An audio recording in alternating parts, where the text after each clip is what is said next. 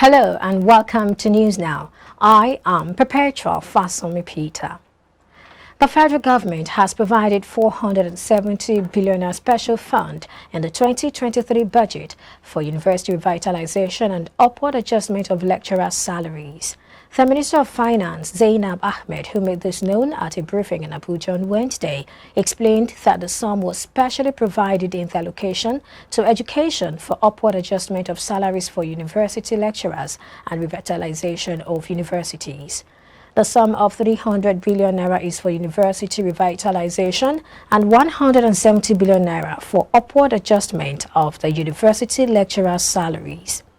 According to her, the draft 2023 budget has been prepared on the background of international challenges such as the Russia-Ukraine war and COVID-19 pandemic, adding that revenue generation has been a major challenge to national development in the country.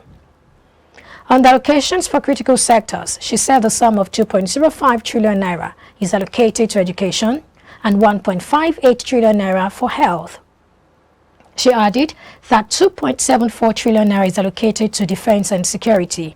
Infrastructure got 998.9 billion naira, while social development and poverty reduction has 756 billion naira. Members of the Academic Staff Union of Universities, ASU, recently suspended their 8-month strike over the upward review of lecturers' welfare, amongst others. The federal government Tuesday appealed to the Nigeria Labour Congress to rescind its opposition to the registration of 2 new academic unions in the Nigerian public university system. The new unions, the Congress for Nigerian University Academics and the Nigeria Association of Medical and Dental Academics, received letters of recognition recently during a ceremony at the Federal Ministry of Labour and Employment in Abuja. However, in a letter to the Minister of Labour and Employment, Senator Chris Ngige, the president of NLC, Comrade Ayuba Waba, demanded for the withdrawal of the letters issued to the unions on the grounds that their registration contravened the laws guiding trade unionism. In his reply dated October 12, 2022, Ngige appealed to NLC to allow the new unions to exist in the spirit of freedom of association. He insisted that the Trade Dispute Act 2004 gives him the sole power to register new trade unions, either by registering a new union or regrouping existing ones. The minister reiterated that the new unions were offshoots or byproducts of regrouping, and their applications were considered by 2 committees of his ministry, with the Registrar of Trade Unions participating when the first recommendation for approval was given in 2019 and again in 2022. He explained that the groups CONUA and NAMDA were regrouped from the Academic Staff Union of Universities, ASU, for efficiency and effectiveness in the system, and more importantly, to protect these groups of university teachers whose worldview differ from the restive parent union. The Lagos State chapter of the PDP has reacted to the purported endorsement of SANWO-OLU for a second term by Governor Nyesom Wike of Rivers State during his visit to Lagos State. The party, in a statement by the Publicity Secretary, Hakeem Amode, said he would have expressed disappointment if Wike had attended any event with a speaking role without his usual rant of a drowning man who will clutch at a straw.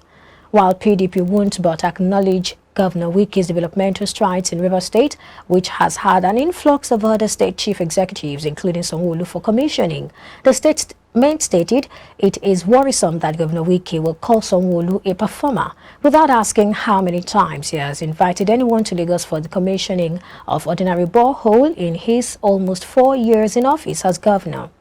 PDP promised to sell a breath of fresh air agenda to Lagosians with a promise of a better tomorrow.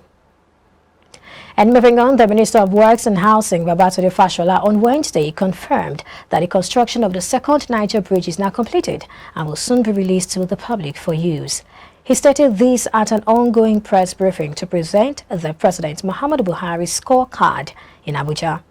According to him, the only factor delaying the commissioning of the road is the construction of the link road, which the recent surge of flooding has impeded. 26 states have recorded cases of Lassa Fever as the disease has spread to 104 local government areas in the country. This is according to the Nigeria Center for Disease Control (NCDC) situation report for week 40, which was obtained on Tuesday. According to the report, the Lassa Fever outbreak has killed 173 people in the country so far this year. The latest report shows an increase in Lassa Fever from the previous 933 to 937. Lassa fever is a viral hemorrhagic fever and an acute viral illness. This zoonotic disease has a high morbidity and mortality rate, as well as economic, health, and security implications. Of all the confirmed cases, the NCDC said 71% are from Ondo, and that represents 33%, followed by Edo State representing 25%, and Bauchi trailing behind, representing 13%.